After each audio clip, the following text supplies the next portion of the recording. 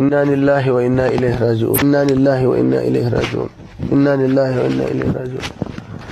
Kai wato duk wanda yake sauraron mutane a ƙasar nan wato yana jin fatawa, wata ran sai an yi wa mutum fatawa da za ta buga mai hankali. Mace tana tare da mijinta shekara nawa? 5.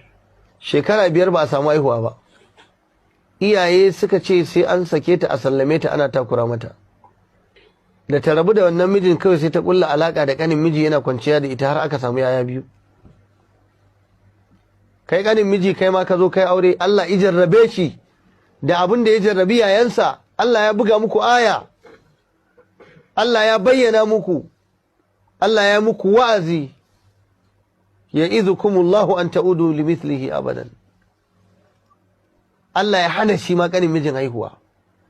Ka duba wani sinariyo, wani abu mamaki, wai sai ya dawo yana neman ƴaƴansa na haram a can ko a dawo masa da su, tunda shi ma bai san, ba kunya ba tsoron Allah. To bari mu ɗauki abun gaba gaba. Na farko, iyaye dan girman Allah ku daina zuwa kuna azazzalan matan ƴaƴanku da basu samu haihuwa ba. Iyaye da ku nake, iyaye ku ji tsoron Allah, ku daina zuwa kuna azazzalan matan ƴaƴanku da basu samu haihuwa ba. Ku daina, bai da kyau.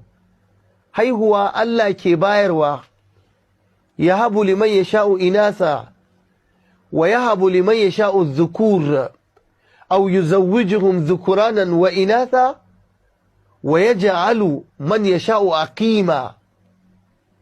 Allah ne ya ga dama, yin ga dama ya ba wa mutum ƴaƴa mata, in ya ga dama ya ba wa mutum ƴaƴa maza, in ya ga dama ya hada wa mutum aw yuzawwijuhum dhukuranan wa inatha wa yaj'alu man yasha'u aqima, wani kuma ma ya bashi aqimi. Yanzu wannan wanda kake fata kai ai aqimi ne, baya haihuwa. Wa ya ɗora masa? Allah.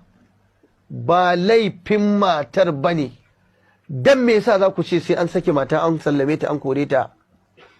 Dan me yasa, da wani dalili za ku ce sai an sake ta, an sallame ta? Ku kashe mata aure da zalunci. To gashi abin da kuka yau ya jawo ta yi zina har an samu ƴaƴa shegu guda 2 ta dalilin laifin da kuka yi. Ni a wuri na, a fahimta ta nan malam, kafin Allah ya azaba wa wannan yarinya da wannan yaro, sai yayi azaba wa wannan iyayen. Da haka mu ne muku wa'azi, ku ji tsoron Allah iyaye. Abu na biyu, ke ku wannan baiwa Allah mai wannan tabargaza, sunanki yar tabargaza. Ke ku me ya kai ki da wannan barna?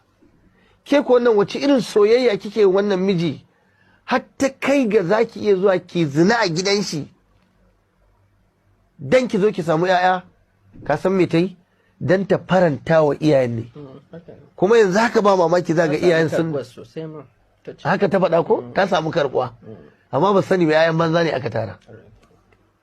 Da haka hukuncin ki mazinaciya, hukuncin kanin mijinki mazinaci. azzaniyatu wazzani fajlidu kulla wahidin minhuma 100 jalda wala ta'khudhukum bihima ra'fatun fi dinillahi. In ba ku taba yin aure ba aka same ku ai muku tsumagiya 5. In ku kin taba aure, hukuncin ki a jefe ki, a kashe ki. Kin shiga uku, kin banu, inji Fulani. A woni a semti, kin ji kunya, inji Fulbe. Ki je ki zina da kanin mijinki dan ki samu yaya, kuma a liƙa wa mijinki. Bawan Allah miskini shi kuma yana ta hidima da yayan da ba nashi ba. To kuma wai daga baya wai shi ma kanin mijin da ya je aure, shi ma ɗebi wannan shekarun bai samu yaya ba, wai sai ya dawo. Yanzu ke yanzu wannan bai ishe ki wa'azi ba? Bai ishe ku gane cewa barna kuka yi ba? Ka duba malam, tare da matar banza ya haihu, to rabansa na haihuwar halal din ne ya je zubar da su a can. Da haka Allah ya kwace, ya kafa mai uzuri, ya kafa mai hujja, a matarsa ta halal ya hana shi haihuwar. Wannan yaya ai ba nasa bane na shari'a da zai zo ya ce zai karbe su. Yayan zina ne, ba yayan shari'a bane, yayan zina ne waɗannan yaya. Wa ya kamata ya ci gaba da rike yaya? Ke ya kamata ki ci gaba da rike yayanki. Ke kam ai duk inda za a je ai daga jikin ki suka fito. Kuma a shari'a wannan, inda za a danganta ɗan, to alwadadu lil firash wa lil ahir al hajar. ɗan na shimfiɗa ne, na wancan iyayen nasa ne, kawai dai ta bayyana zina aka yi. Amma inda za a zo ba ta fashe ba ta bayyana ba, a bar magana kawai ‘ya'yan shi wannan mutumi ne, yayan shi a saninsa.